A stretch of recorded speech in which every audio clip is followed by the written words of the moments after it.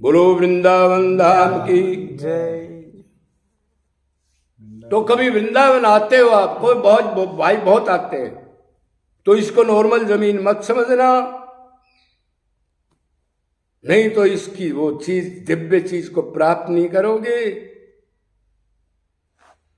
ये भगवान श्री कृष्ण का शरीर है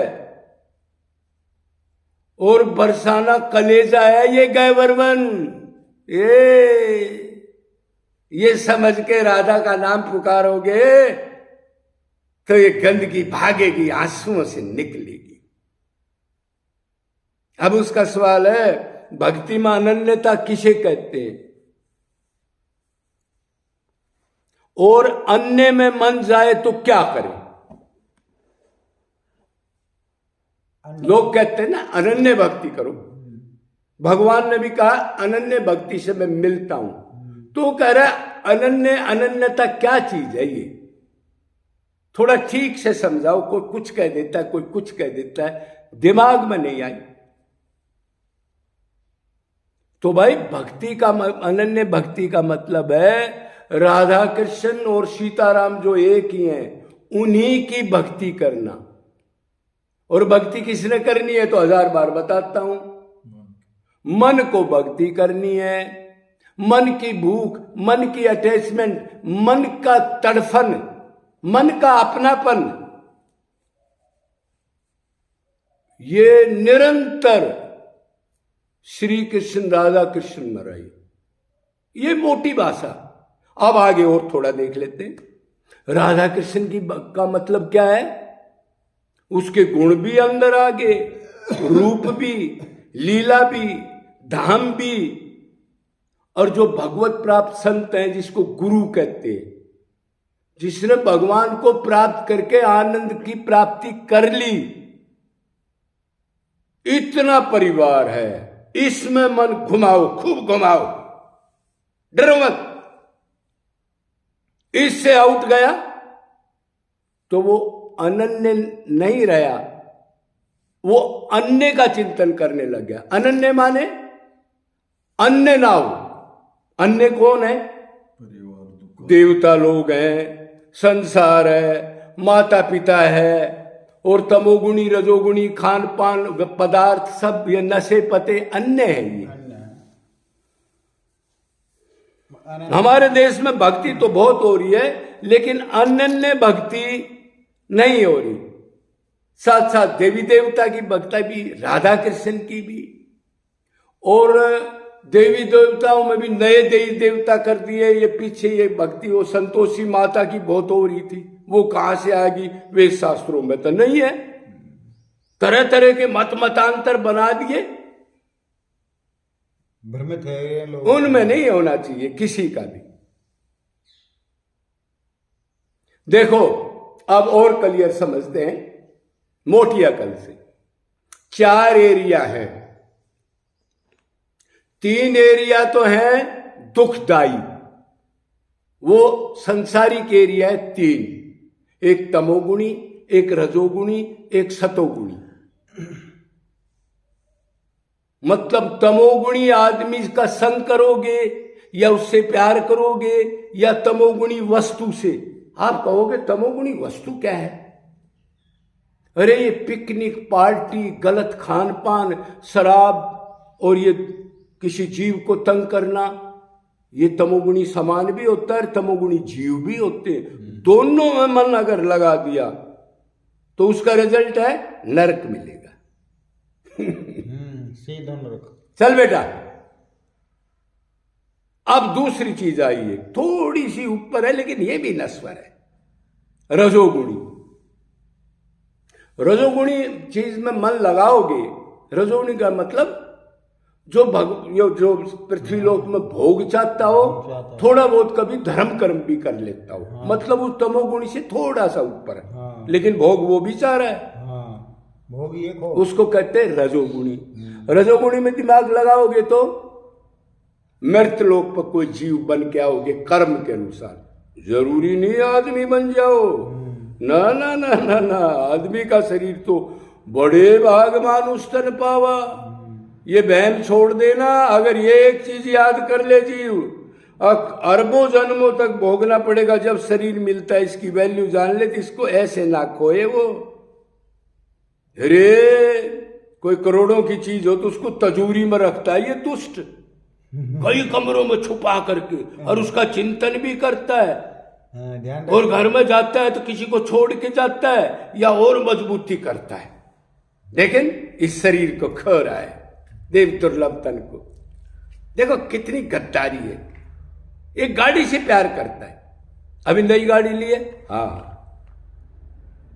उसके हाथ का चोट लग गई, कुछ नहीं, चलो हो जाएगा ठीक, दवाई लगा लूंगा। और गाड़ी की थोड़ी स्क्रैच होगी और रोएगा, हाथ कट जाओ और गाड़ी खराब नहीं होनी चाहिए। देखो इसकी हालत देखो तो। फिर कह रहा है जी मैं गधा नहीं हूं, मैं तो ज्ञान नहीं हूं। ये ज्ञान की बात कर रहा है। अच्छा जी, अब तो इसका फलक है, रजोगुण का है मृतलोक। अब तीसरा गुण है, वो गुण है जो निरंतर धर्म का पालन करे, जो दैवी गुण हो, जीवों पर दया करे, दया दीनता समता परोपकार वगैरह की भावना हो, ठीक कमाया धन हो, सात्विक आहार करे, मतलब धर्म कर्म का पालन करे जो वेदों में लिखा है, प्रॉपर तरीके से करे। उसमें विधि विधान है, मन मर्जी नहीं है। अब भक्ति चाहे गोबर लपेट के भगवान में मन लगा दो, भगवान का फल मिलेगा, उसमें तो जो लिखा है उस कर्म को वैसे करना पड़ेगा। इधर बैठो, इधर मुख करो, इधर पानी छिड़को, ये टाइम होगा, ये चीज होंगी, इससे हवन करना है, ऐसा। तो उसका ठीक फल करोगे तो स्वर्गलोक मिलेगा। तीनों है बंधन, तीनों का अंत है।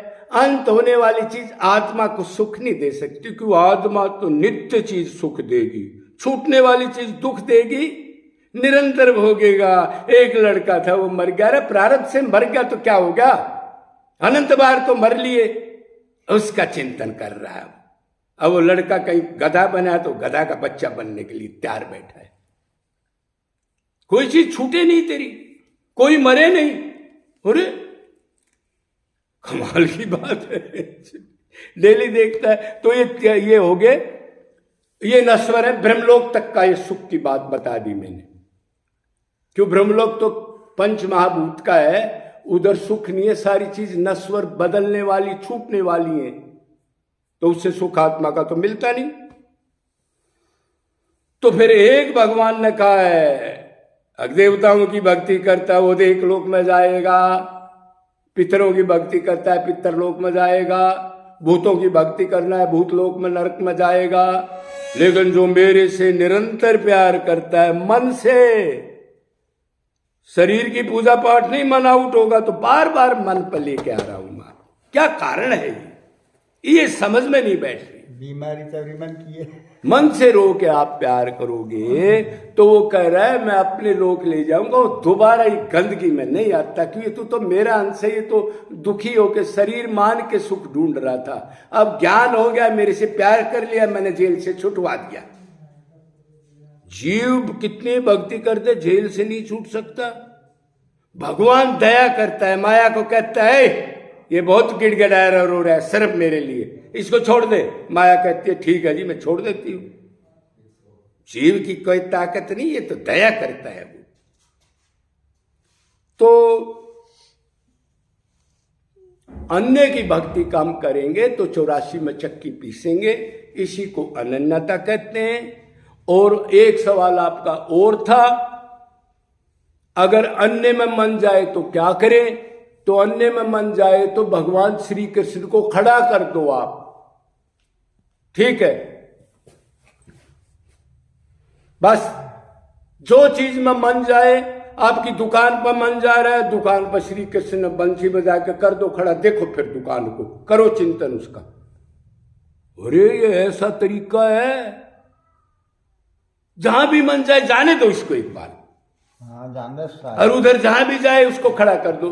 बाप में गया, हाँ हाँ ठीक है, साथ में खड़ा कर दो, मुरली बजा रहा है, अरे ये असली तो, हाँ असली बाप तो ये है, मन उसमें लगा दो।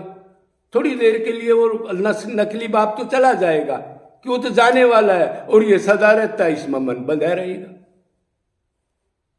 जहां भी चाहे। और इसमें झूठ नहीं है, जड़ चेतन सब जीवों के अंदर बैठा है, ये झूठ बात नहीं है, तत्व से। ये तो लाश दिख रही है, ये तो ढकोसला है, तो मलमूत्र का भांड है। ये धरती को खराब करने के लिए आ रहे हैं हम मनुष्य बन के। जो भक्ति नहीं करता वो बोझा है, वो गटर भर के जाता है इधर से, उसको शर्म आनी चाहिए। भगवान ने दया करके दी, उसको खो दिया उसने, और अपनी आत्मा का आनंद करके 84 में चला गया।